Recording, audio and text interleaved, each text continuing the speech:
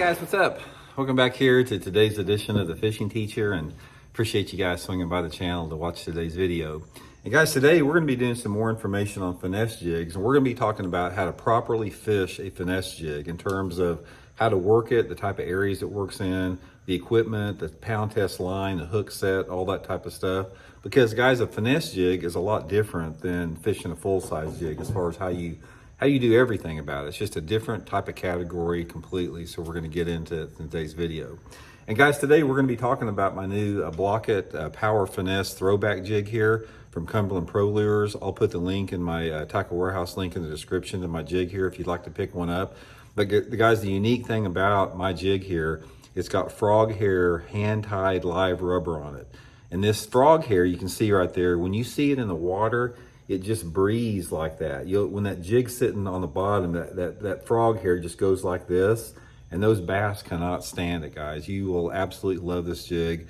Again, I'll put the link in the description if you guys like to pick up a few. We got 3 different sizes and 6 different colors in them. Okay, guys, finesse jig. I want to do this because I have been freaking ripping them on this jig the last 2 weeks. I did a video earlier today. I was talking about it. Probably caught 100 bass on it over the past 2 weeks.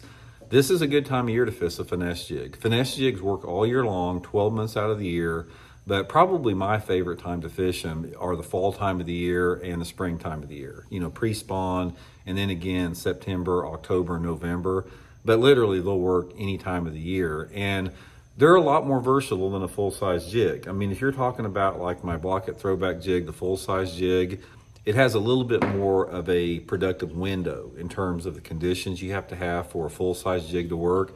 But a finesse jig, since it's, you know, smaller profile, they're only like 2.5 inches long, 3 inches long, this is probably 3 inches long. You know, it catches more fish in a lot of different conditions. So let's talk a little bit about how you fish it a little bit different than a regular jig.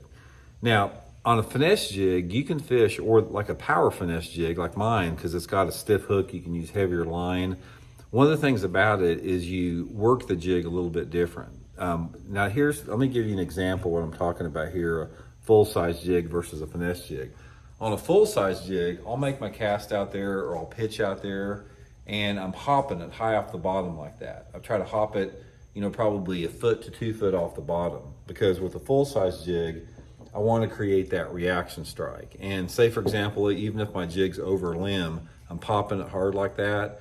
A finesse jig is not really like that. I want to keep this thing in contact with the bottom more. Now, this is super critical. So the difference on my finesse jig, if I make my cast to that finesse jig, say if I'm throwing to a rocky bank or bluff bank, I put that rod tip at about probably 10 o'clock off to the side, and I just go like this, gentle like that. I'm just sort of shaking it like a shaky head, and that causes this frog hair to just undulate like that on the bottom. Now, when you do that, that jig is like, it's inching along the bottom like that, and maybe sometimes I'll, you know, pop it up just a little bit like that, but I want to keep that jig either scooting along the bottom or just hopping off the bottom maybe 3 or 4 inches. For whatever reason, this gets you more bites. It's just something I figured out with finesse jigs over time that I really like to do. So, like I said, the rod position is really critical. Like, you don't want, on a finesse jig, I don't like to have the rod right out in front of me, like working it up like that. Again, this is a better angle here. I don't like to work my finesse jig like this. I like to put it off to the side and shake it like that. There's something about the rod angle like that, when you're shaking it like that, the fish just can't resist it. They absolutely love it. Now, also, the bite on a finesse jig is a lot different than a bite on a full-size jig.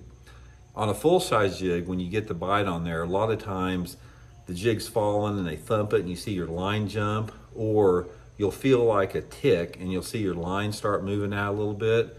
On a finesse jig, a lot of times, when you're working that jig like that, a little bit like that, you'll feel those fish like they're nibbling on it. You don't just have this hard tick like that and your line just doesn't start swimming out. It's almost like you're shaking that bait a little bit, and I'm not sure how they do it, but it's almost like they're pecking at it a little bit. Now, when you get a bite on a finesse jig and you know that you have a bite on it, this is really critical as far as the hook set versus a full-size jig. On a full-size jig, when I get a bite on a full-size jig, I tighten up the line and start reeling and pull back hard like that. When I get a bite on a finesse jig, one of the things that you need to remember about this is don't get in a big hurry to set the hook. Let them swim off with that thing, and then just start reeling fast like that. Just don't even like pull back into him. Just start reeling fast like that, because the small diameter hook on this, now this is something I've experimented with. I'm just telling you what works for me. The small diameter hook on this is a lot easier to penetrate than on a larger 4-aught flipping hook. If I, on a finesse jig, if I reach down and set the hook, I lose a lot of fish. But if I just start reeling fast like that and don't stop, just keep reeling until those fish get by the boat, most of the time they're pinned right through the top of the mouth. And I know this is hard to do. It's like when you get a strike, you're just instinctively, you want to set the hook on it. But guys, just try that next time. Next time you get a bite on your finesse jig, you know, and the only difference to this would be like if you pitched into like a thick tree or something like that, where you actually have to set the hook and get that fish out of that thick cover. But if you're fishing a finesse jig on my favorite type of places to fish it, which are bluff banks, rocky banks, riprap banks, dragging them on points, fishing clean boat docks with them, any type of clean cover like that, you just want to reel. That you're going to get a lot more bites with it. Now, the line test on a finesse jig is a little bit different too. We make 3 different sizes on the Blaukat Throwback Power Finesse Jig: 1/4 ounce and 3/8 and 1/2 ounce. Most of the time, I'm using like a 10 to 12 pound test on the 1/4 ounce, and then I'll go up a little bit, like on the 1/2 ounce size, I may go to 15 to 17 pound test, depending upon what I'm looking at. I don't ever use usually over 17 pound tests on the finesse jig. My favorite trailer is the Zoom Super Chunk Junior that I got on right here. Sometimes I'll use that. Zoom makes like a twin tail trailer, and sometimes I like that twin tail trailer fishing around boat docks. And also if I'm using the 1/4 ounce model, and sometimes if I'm fishing like clean rocky banks, I'll trim that skirt back real short on the 1/4 ounce model and put that Zoom little critter crawl on it. I catch a lot of fish with that. And then I fish my finesse jigs on all the same rod. This is the Megabass Perfect Pitch. It's a 7'2" medium heavy. That's the best rod for a finesse jig, 7'2" medium heavy. I'll put the link in my Tackle Warehouse link to this rod if you guys would like to check that out. Again, anywhere between 10 to 17 pound test, Seaguar and VizX 4 carbon line.